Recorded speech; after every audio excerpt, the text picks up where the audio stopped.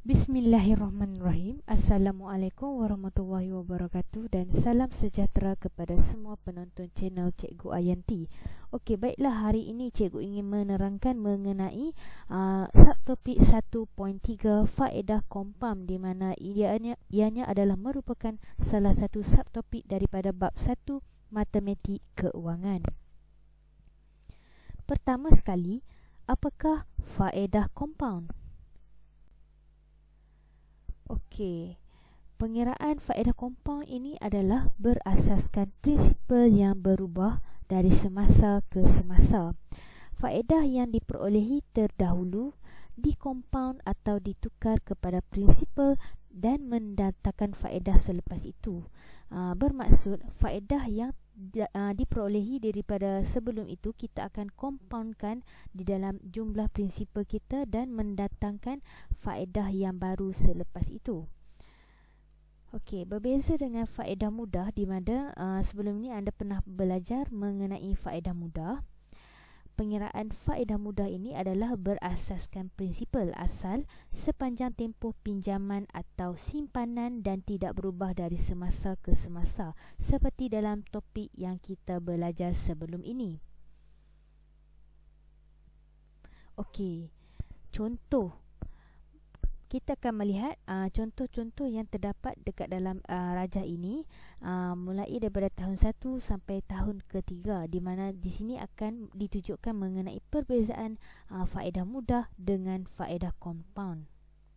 Okey, untuk faedah mudah, jikalau kita lihat untuk faedah mudah ini, pengiraan untuk faedahnya adalah mudah sahaja. Kita hanya perlu mendarabkan dan kita dapat nilai RM400. 10,000 darab dengan 4%, dapat RM400. Dan berbeza mengenai faedah kompaun, di mana ianya kita darabkan dengan 4%, dapat juga RM400, tetapi prinsipalnya akan bertambah untuk tahun yang selepas itu. Kerana ini faedah kompaun ni adalah prinsipal yang kita kompaunkan, iaitu kita campurkan dengan faedah yang terdahulu. Jadi dekat sini prinsipal yang baru adalah 10,000 tambah dengan RM400 akan menjadi RM10,400. Untuk tahun kedua faedah mudah tetap sama, RM400, tiada perubahan untuk prinsipal ataupun tiada perubahan untuk kadar untuk faedahnya yang diperolehi. Tetapi berbeza dengan faedah kompaun, di mana prinsipal yang baru adalah RM10,400. Kita darabkan dengan percentage rate faedah kompaun yang sama 4%, dan kita dapat faedah kompaun yang baru untuk tahun kedua, iaitu RM416. Untuk prinsipal yang baru, kita kena tambahkan RM10,400, kita tambahkan dengan RM416 dan akan dapat RM10,816 untuk prinsipal yang baru. Tahun ketiga, faedah mudah masih kekal sama. Persentasenya kita darabkan dengan prinsipal dan kita dapat faedah mudah sebanyak RM400 juga. Tetapi faedah kompaun kita kena tambahkan, kita kena gunakan prinsipal yang kita telah tambahkan dengan faedah tahun sebelum itu. Jadi RM10,816 kita darabkan dengan 4%, kita dapat RM432.64. Jadi untuk prinsipal yang baru, iaitu RM10,816, kita tambahkan dengan faedah kompaun tahun ketiga, iaitu RM432.64, dan kita akan dapat sebanyak RM11,248.64.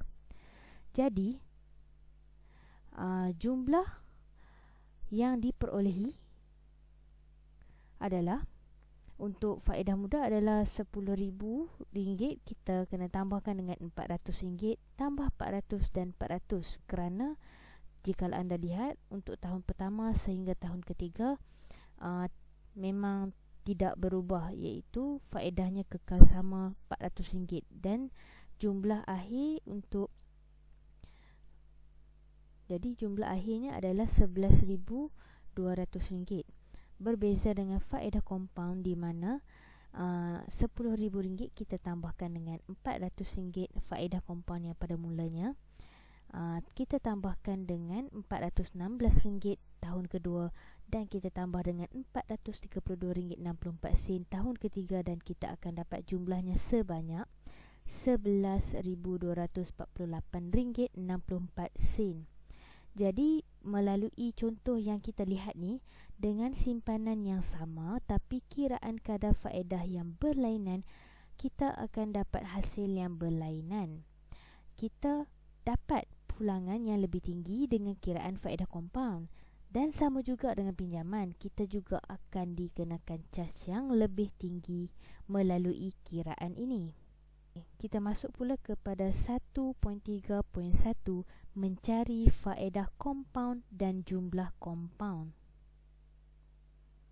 Okey, formulanya adalah seperti berikut, di mana S sama dengan P kurungan 1 tambah R per M kurungan kuasa MT, di mana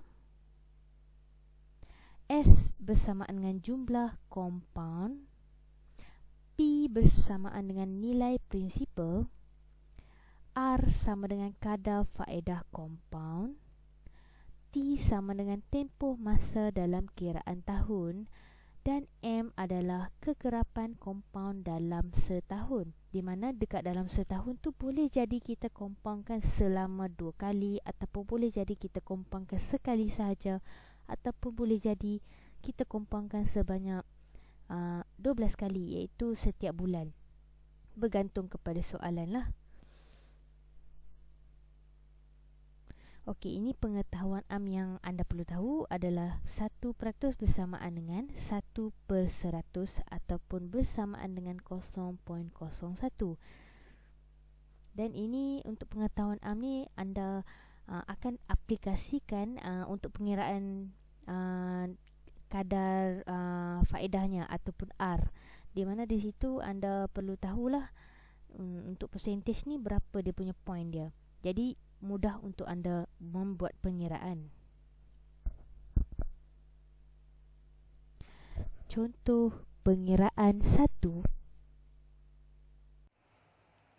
Okey, untuk contoh yang pertama, nilai prinsipal diberi adalah RM1,000, kadar faedah compound sebanyak 5% dan tempoh masa sebanyak 3 tahun.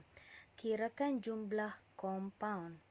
Jadi dekat sini anda boleh buat beberapa cara, iaitu 2 cara. Pertama sekali adalah cara yang panjang, dan yang kedua adalah melalui formula, iaitu yang lebih ringkas lah. Okey, pertama sekali kita kena tahu nilai P dia adalah bersamaan dengan RM1,000. Dia beri nilai R bersamaan dengan 5% dan tempoh masa sebanyak 3 tahun. Okey. Mula-mula sekali cikgu akan tunjukkan kaedah yang panjang lah. Kalau kita nak gunakan kaedah yang panjang,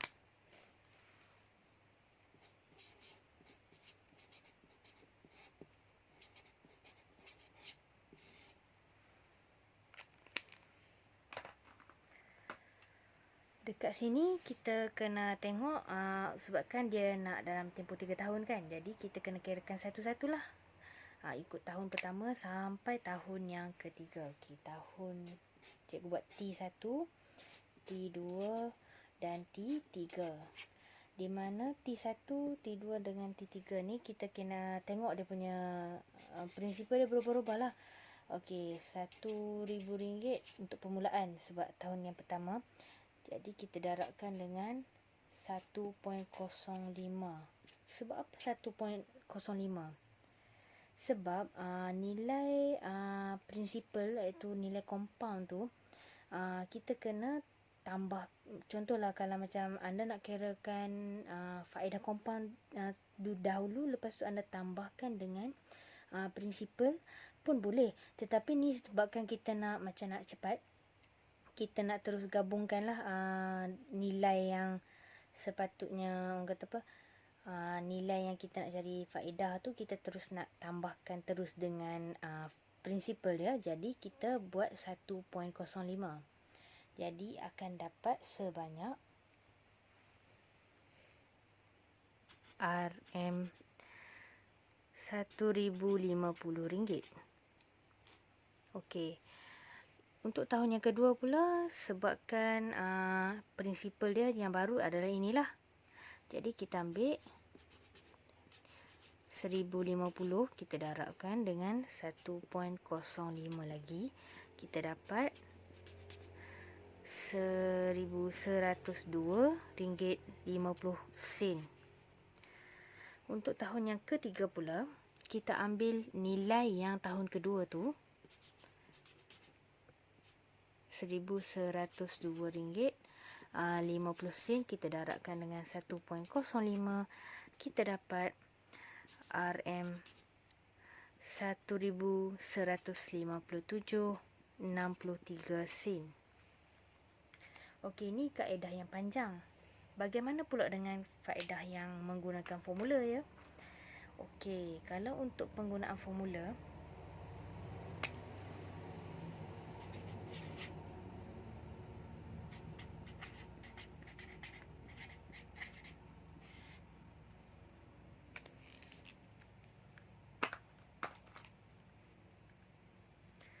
untuk formula kita masukkan, sebabkan tadi kita dah tahu formula dia adalah S sama dengan P 1 tambah R per M kuasa MT. Jadi kita masukkan sahaja, prinsipal dia adalah RM1,000, 1 tambah R dia adalah 0.05 per dengan M dia adalah 1. Lepas tu kuasa M dia 1, tahun dia 3. Jadi kita darab, kita akan dapat RM1,157.63. Sama juga pengiraannya kedua-dua ni. Cuma kaedahnya panjang dengan kaedah formula sahaja. Jadi kat situ kita nak tahulah, maksudnya kita lebih memahamilah macam mana nilai prinsipal tahunan melalui kaedah yang dikompaundkan ni, macam mana kita dapat. Jadi kat sini supaya anda tak keliru, anda kena tahulah sebab apa dia 1.05. Sebab kita nak cari nilai yang telah dikompaund. Jadi kita nak tambahkan prinsipal tu dengan faedah. Jadi kita kena letak 1.05 lah. Dan dekat sini kita gunakan formula, kita just masuk, lebih mudah untuk mendapat pengiraan je lah. Jadi diharap agar murid-murid memahaminya.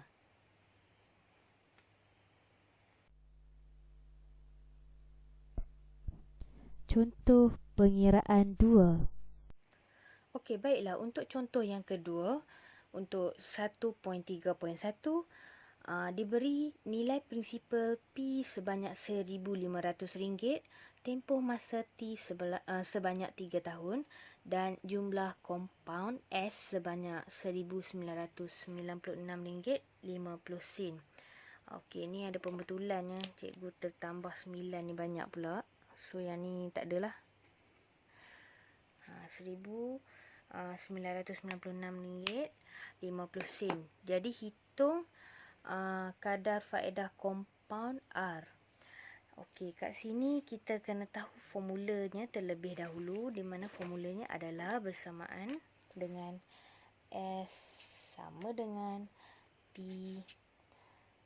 1 tambah R per M kurungan kuasa MT.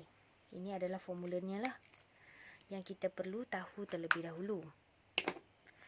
Dan seterusnya, okey, kita hanya perlu masukkan dekat dalam formula saja, di mana S dia bagi adalah 1996.5, minta RM lah. Okey, P dia adalah bersamaan dengan RM 1500 kurungkan 1 tambah R dia diberi sebanyak berapa? Dia tak bagi. M kat sini 1. Sebab apa 1? Sebab dia tak cakap pun dalam tempoh setahun tu dia kena compound sebanyak berapa kali. Jadi kita anggapkan 1 lah. Mungkin setahun kita anggapkan 1 sebab kita anggap setahun sekali saja nilai itu dikompaundkan. Jadi M ni adalah 1 juga. T dia adalah dia bagi 3 tahun. Okey, yang ni kan bila kita tengok macam ni, yang ni boleh pindah pergi sebelah. Kita jadikan bahagi. Sebab ni darab. Jadi kat sini okey. RM 1996 50 sen kita bahagikan dengan RM1,500. Okey, yang ni kekalah kita buat 1 tambah R kuasa 3.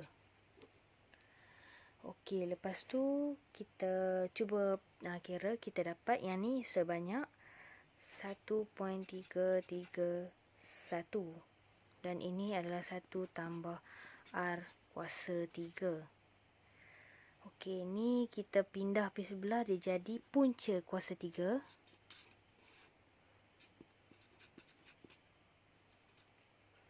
1 tambah R. Okey, kita akan dapat 1.1. 1 tambah R. R ni sama dengan 1.1 tolak 1. Jadi R sama dengan 0.1 ataupun 10%.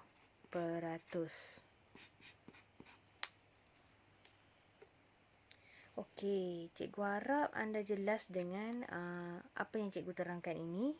Di mana kalau anda tengok dekat modul, dia terus sahaja ambil formula S sama dengan P 1 tambah R kuasa T.